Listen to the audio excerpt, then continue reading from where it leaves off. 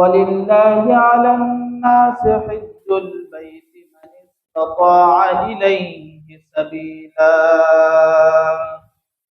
وقال رسول الله صلى الله عليه وسلم من حج لله فلم يرفث ولم يفسق رجع يوم كولدته. وقال رسول الله صلى الله عليه وسلم في حديث آخر العمرة إلى العمرة كفارة لما بينهما والحج المبرور ليس له جزاء إلا الجنة أو كما قال عليه الصلاة والسلام. صدق الله المولانا العظيم وصدق رسوله النبي الكريم ونحن على ذلك لمن الشاهدين والشاكرين والذاكرين والحمد لله رب العالمين. الحمد لله معزز مكرم মুসল্লিন ইকরাম, আল্লাহ পাকের দরবারে লাখো কোটি শুকরিয়া যে আল্লাহ পাক রব্বুল আলামিন আমাদেরকে আবারও একটা সপ্তাহ পর শত ব্যস্ততার মধ্যে শত ঝামেলার মধ্যে আল্লাহ পাক রব্বুল আলামিন আমাদেরকে সমস্ত ব্যস্ততা থেকে ফারাক করে আল্লাহ পাকের হুকুম এবং আমাদের জন্য সাপ্তাহিক ঈদ জুমার দিন আল্লাহ পাক রব্বুল আলামিন নির্ধারিত সময়ে জামে মসজিদে এসে দ্বীনি কিছু কথা বলা এবং শোনার জন্য তৌফিক দান করেছেন। ওই আল্লাহ পাকের দরবারে আমরা প্রত্যেকেই অন্তর থেকে কালিমাতুশ শুকর আদায় করি আলহামদুলিল্লাহ। জিলকদ মাস চলতেছে, দেখতে দেখতে জিলকদ মাস প্রায় শেষের দিকে। সামনে যেই মাস আমাদের সামনে আসতেছে ওই মাসটার নাম হলো জিলহজ।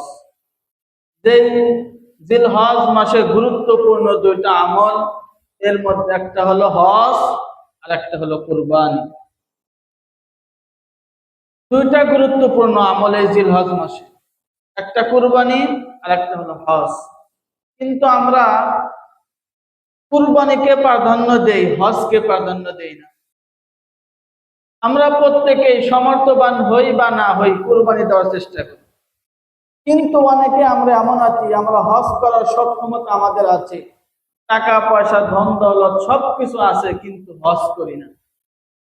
সমর্থ আছে হজ করার কিন্তু হজ করে না। আবার অনেকে আছে কুরবানি দেওয়ার সমর্থ নাই, তারপরেও আল্লাহ তাআলার নৈকট্য অর্জনের জন্য আল্লাহ পাককে রাজি আর খুশি করার জন্য কুরবানি করা। অনেক ব্যক্তিতে এমন আছে হজ ফরজ না, এরপরেও কষ্ট করে টাকা জমায় জমায় সেই বাইতুল্লাহ থেকে ঘুরে আসে।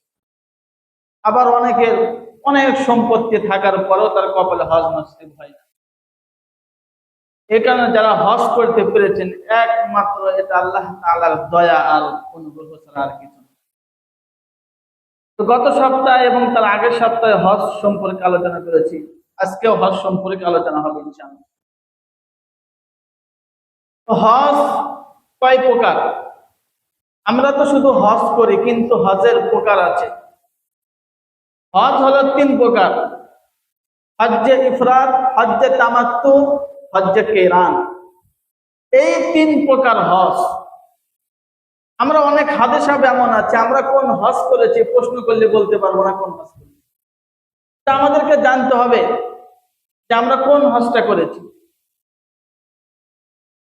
আল্লাহর নবী সাল্লাল্লাহু আলাইহি ওয়াসাল্লাম তিনি বিদায় হজে যেই হজটা করেছেন রাসূলের সর্বশেষ, এই হজটা ছিল হজ্জে কিরান। তো হজ এটা 3 প্রকার। একটা হলো হজ্জে ইফরাদ। হজ্জে ইফরাদ শুধুমাত্র কেবলমাত্র হজ করার জন্য ইহরাম বাঁধা, উমরাকে সাথে নয়। অর্থাৎ শুধুমাত্র হজ করার জন্য ইহরাম বাঁধাকে বলা হয় হজ্জে ইফরাদ। আরেকটা হলো হজ্জে কিরান, অর্থাৎ উমরা এবং হজ উভয়টা একসাথে আদায় করার জন্য যে ইহরাম বাঁধা হয়, এই হজকে বলা হয় হজ্জে কিরান। অর্থাৎ দুইটা মিলানো, যেই ইহরামের কাপড় দিয়ে উমরা আদায় করেছে ওই ইহরামের কাপড় দিয়ে আবার হজ আদায় করবে, মাঝখানে আর খোলা যাবে না ওই কাপড়টা, ইহরামের কাপড় আর খোলা যাবে না। উমরার জন্য যে ইহরাম বেঁধেছে ওই ইহরাম দিয়েই হজ আদায় করতে হবে, এটাকে বলা হয় হজ্জে কিরান। আরেকটা হজ হলো হজ্জে তামাত্তু। হজ্জে তামাত্তু হলো প্রথমে যাওয়ার পরে উমরা আদায় করবে, উমরা আদায় করার পরে ইহরাম খুলে ফেলবে, আবার হজ করার পূর্বে জিলহজ মাসের 9-10 তারিখ আসার আগেই যে ইহরামটা বাঁধে এটাকে বলা হয় হজ্জে তামাত্তু। অর্থাৎ হজ্জে তামাত্তু হলো উমরা আদায় করার পরে ইহরাম খুলে ফেলবে, আবার হজের পূর্বে আবার ইহরাম বাঁধবে, এটাকে বলা হয় হজ্জে তামাত্তু। বাংলাদেশের হাজী সাহেবরা অধিকাংশ হজ্জে তামাত্তু করে থাকে। আপনারা সবাই হজ্জে তামাত্তুই করেন, এই কারণে কেউ প্রশ্ন করলে বলবেন হজ্জে তামাত্তু। বাংলাদেশ থেকে যে হাজী সাহেবরা যায়, যাওয়ার পরে প্রথমে তারা এয়ারপোর্ট থেকে ইহরাম বাঁধে, ইহরাম বাঁধার পরে সেখানে গিয়ে সর্বপ্রথম তারা উমরা আদায় করে, উমরা আদায় করার পরে ইহরাম খুলে ফেলে, আবার হজের পূর্বে ইহরাম বাঁধে। এই ইহরাম বাঁধতে হবে মিকাতে প্রবেশ করার পূর্বেই। বাংলাদেশ থেকে এয়ারপোর্ট থেকে ইহরাম কেন বাঁধা হয়? এই কারণে বাঁধা হয়, যখন বিমানটা যখন যায় আসমান দিয়ে সর্বপ্রথম যে মিকাতটা বাঁধে সেটা হলো এলামলাম। অর্থাৎ বাংলাদেশিরা যখন হজে যায় যেই মিকাত যেটা বাজে সেটা কি এলামলাম, এটা জিদ্দার পূর্বেই বাজে। এই এলামলাম পার হয়ে জিদ্দায় যেতে হয়, এই কারণে অনেকেই এই কথা ভাবে জিদ্দা মনে হয় ইহরাম বাঁধার জায়গা। যদি কেউ জিদ্দায় গিয়ে ইহরাম বাঁধে তাহলে ওই ব্যক্তিকে দম দিতে হবে, তাকে দম আদায় করতে হবে, একটা কুরবানি তাকে দিতে হবে, এই সম পরিমাণ টাকা তাকে সাদকা করে দিতে হবে। এই কারণে এয়ারপোর্ট থেকে তাকে ইহরাম বাঁধতে হবে। এটা যদি বিমানের মাধ্যমে সে যদি হজ করে, আর যদি সাগর পথে নদী পথে হজ করে তাহলে ওই সময় তার জন্য মিকাত হবে করনুল মানাজিল।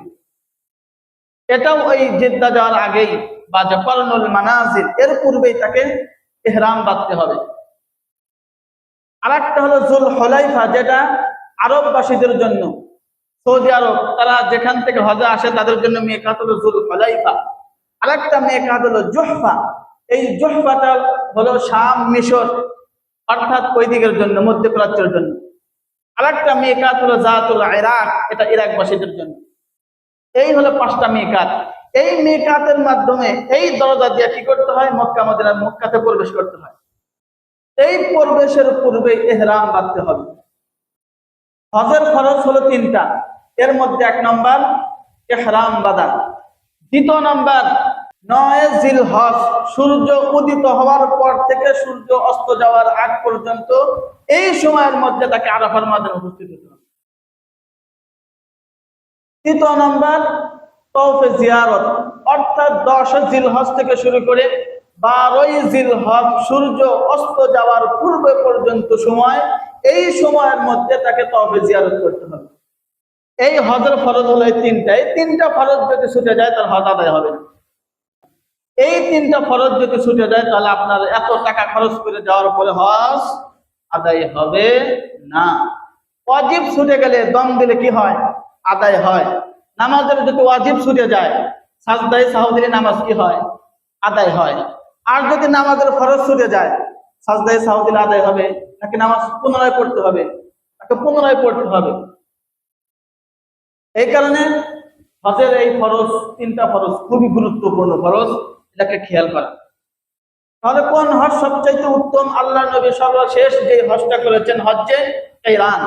তবে তিনি তার পরিবারকে বলেছেন তোমরা হজ্জে তামাত্তু করো, কারণ হজ্জে তামাত্তুটা খুব সহজ এটা। কারণ হজ্জে কিরান যদি আপনি আদায় করতে চান, ওই উমরার ইহরাম দিয়ে যদি আপনি হজ্জে আকবার হজ আদায় করতে চান তাহলে আপনার অনেক কষ্ট হবে, কারণ বাংলাদেশ থেকে ফ্লাইট হয় অনেক দিন আগে, অনেকে এমন আছে কেউ 20 দিন 30 দিন আগেই সে মক্কায় পৌঁছে যায়।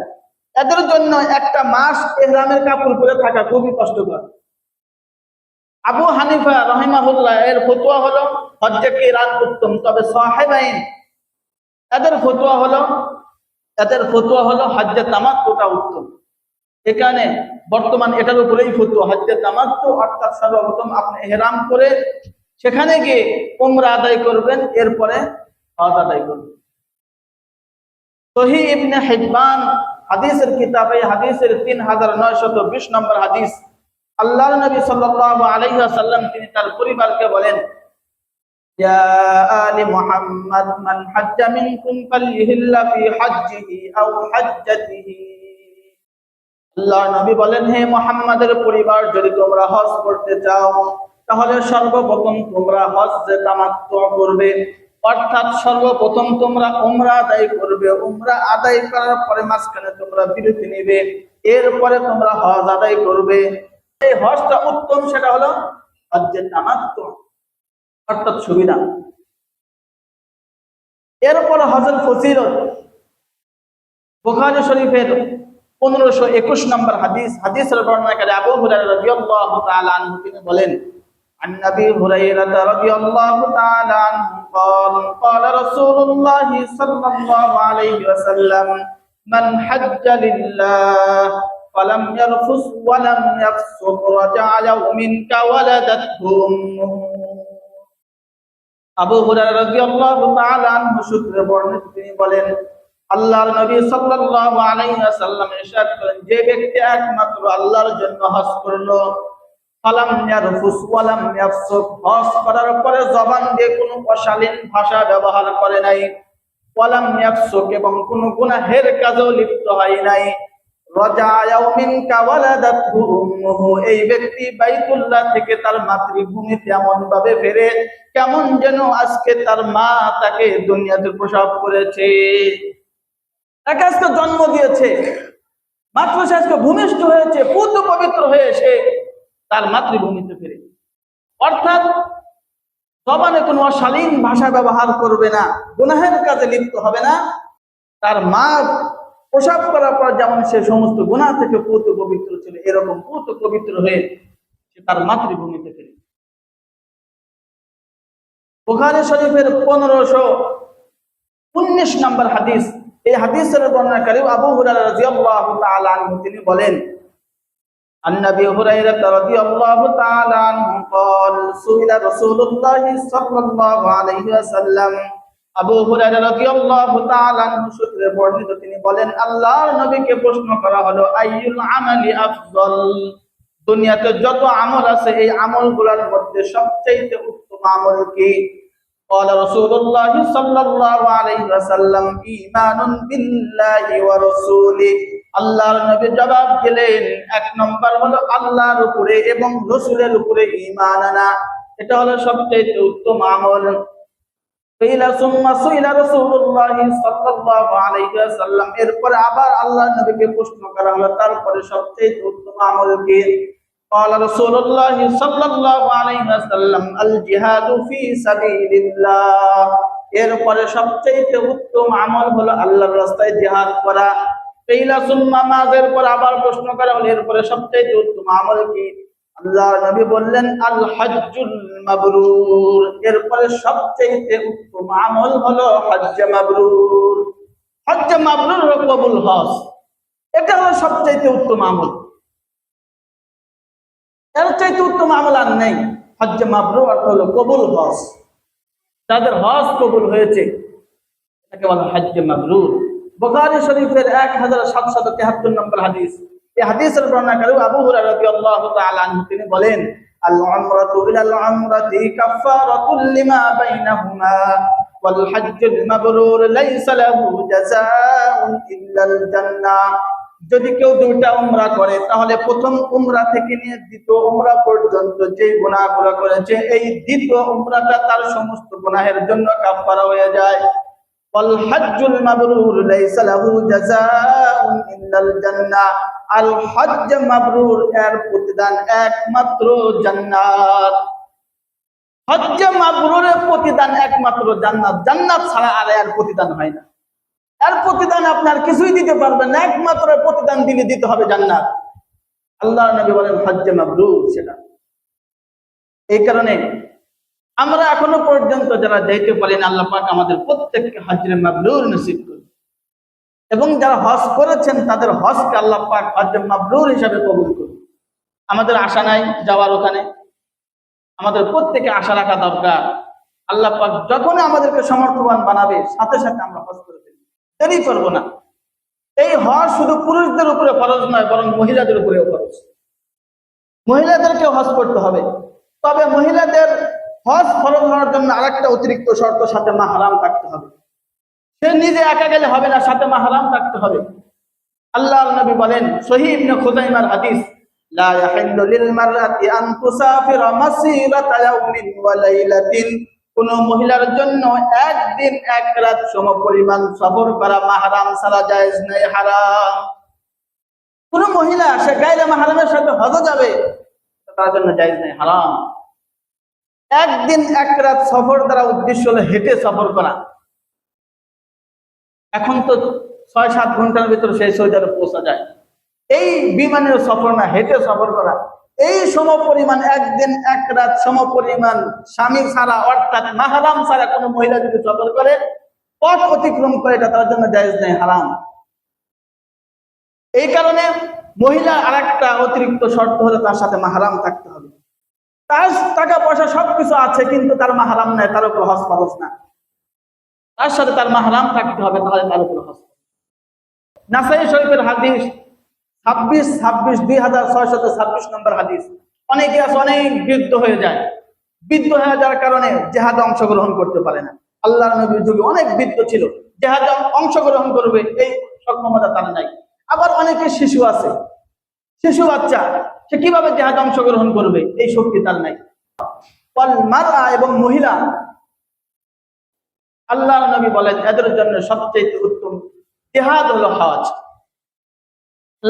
আল্লাহর নবী বলেন জিহাদুল কাবীরি ওয়াস সাগীরি ওয়াদ দাঈফি ওয়াল মারআতি আল হজ্জ, যারা বৃদ্ধ হয়ে গিয়েছে জিহাদ করবে এই শক্তি তার নাই, ছোট বাচ্চা জিহাদ করবে এই শক্তি তার নাই। জিহাদুল কাবীরি ওয়াস সাগীরি ওয়াদ দাঈফ, দুর্বল, একেবারে দুর্বল হয়ে গিয়েছে, জিহাদ করবে এই শক্তি নাই। ওয়াল মারআ, মহিলা, তো এদের জন্য সবচেয়ে উত্তম জিহাদ হলো হজ। এদের জন্য উত্তম জিহাদ হলো হজ করা। হজ মাপ নাই, হজ করতেই হবে। যদি আপনার সম্পত্তি থেকে থাকে তাহলে আপনাকে হজ করতেই হবে। মাজমাউজ জাওয়ায়েদ হাদিসের কিতাব, আল্লাহর নবী বলেন জাআ রাজুলুন ইলান নবী সাল্লাল্লাহু আলাইহি ওয়াসাল্লাম ফাকালা ইন্নী জুবানুন ওয়া ইন্নী দাঈফ। এক ব্যক্তি আল্লাহর কাছে এসে বলতেছে, আল্লাহর নবীর কাছে এসে বলতেছে, ইয়া রাসূলুল্লাহ ইন্নী জুবানুন, আমি কাপুরুষ, ভীতু, আমি ভীতু কাপুরুষ, ওয়া ইন্নী যায়ীফুন, এবং একেবারে দুর্বল, একেবারে কাপুরুষ, আমার ভিতরে খুব ভয় এবং আমি একেবারে ভীতু। ইন্নী জুবানুন ওয়া ইন্নী যায়ীফুন। ফাকালা রাসূলুল্লাহ সাল্লাল্লাহু আলাইহি ওয়াসাল্লাম হালুম্মা ইলা জিহাদিন লা শাওকাতা ফি। আল্লাহ নবী ওই ব্যক্তিকে বললেন, তাহলে তুমি যদি ভীরু এবং কাপুরুষ, দুর্বল হও, তাহলে তুমি এমন একটা জিহাদের দিকে আসো যেই জিহাদের ভিতরে কোনো কাঁটা নাই, যেই জিহাদের ভিতরে কোনো কষ্ট নাই, সেই জিহাদ হলো হজ। এমন একটা জিহাদের দিকে তুমি আসো যে জিহাদ হলো হজ, এটা তোমার জন্য উত্তম জিহাদ। এই কারণে দুর্বল হইলে যে আপনি ওজর পেশ করবেন, আমি হজ করতে পারবো না, এই শক্তি আমার নাই, এটা চলবে না, এটা চলবে না। আপনাকে যদি টাকা আপনার থেকে থাকে আপনাকে হজ করতেই হবে, মাপ নাই। নামাজ যেমন ফরজ ঠিক তেমনই ভাবে হজ আপনার উপর ফরজ। 3 ব্যক্তি আল্লাহ তাআলা জিম্মাদারিতে থাকে, 3 ব্যক্তি। রাসূলুল্লাহ সাল্লাল্লাহু আলাইহি ওয়াসাল্লাম বলেন সালাসাতুন ফি জিমানিল্লাহি তাআলা আযজা ওয়া জাল্লা, ফারাজা রাজুলুন মিন মাসজিদিন ইলা মাসাজিদিল্লাহ। এক নম্বর, ওই ব্যক্তি, যেই ব্যক্তি ঘর থেকে মসজিদের উদ্দেশ্যে বের হয়েছে, এই ব্যক্তি বাড়িতে ফিরে যাওয়ার আগ পর্যন্ত আল্লাহ তাআলা জিম্মাদারির মধ্যে থাকে। দ্বিতীয় নাম্বার, ওয়া রাজুলুন খারাজা জিহাদান ফি সাবিলিল্লাহ। ওই ব্যক্তি, যে ব্যক্তি জিহাদের জন্য বাড়ি থেকে বের হয়েছে, যুদ্ধের ময়দান থেকে বাড়িতে ফিরে আসার আগ পর্যন্ত আল্লাহ তাআলা জিম্মাদারিতে থাকে। তৃতীয় নম্বর, ওয়া রাজুলুন খারাজা হাজ্জান। ওই ব্যক্তি, যে ব্যক্তি হজের উদ্দেশ্যে বাড়ি থেকে বের হয়েছে, এই ব্যক্তি বাড়িতে ফিরে আসার আগ পর্যন্ত আল্লাহ তাআলার জিম্মাদারিতে থাকে। এখানে যারা হজে যায়, আল্লাহ তাআলার জিম্মাদারিতে থাকে সে বাড়িতে ফিরে আসার আগ পর্যন্ত। এরপরে যারা হাদী সাহেব আছে, হাদী সাহেবদের কাছে আমরা তাদের কাছে বলবো আমাদের জন্য যাতে সেই মক্কা মদিনায় গিয়ে আমাদের জন্য যাতে ক্ষমা চায়, ইস্তেগফার করে, আমাদের জন্য যাতে আল্লাহর কাছে দোয়া করে। কারণ হাদী সাহেবদের দোয়া আল্লাহ তাআলা কবুল করেন, হাদী সাহেবের দোয়াও কবুল করেন, এবং হাদী সাহেব যার জন্য দোয়া করে তার দোয়াও কবুল করেন। ইবনে মাজার হাদিস, আল্লাহর নবী বলেন, ইন্নাল্লাহা ইস্তাগফিরু লাহুল হাজ্জা ওয়া লিমান ইস্তাগফারা লাহুল হাজ্জা। হাজী সাহেবের দোয়াও আল্লাহ পাক কবুল করেন, এবং হাজী সাহেব যার জন্য দোয়া করে তার দোয়াও আল্লাহ পাক কবুল করেন। এই কারণে হাজী সাহেব যারা হজে যায় তাদের কাছে আমরা দোয়া করব, তাদের কাছে দোয়া চাবো যাতে সেখানে গিয়ে আমাদের কথা স্মরণ করে।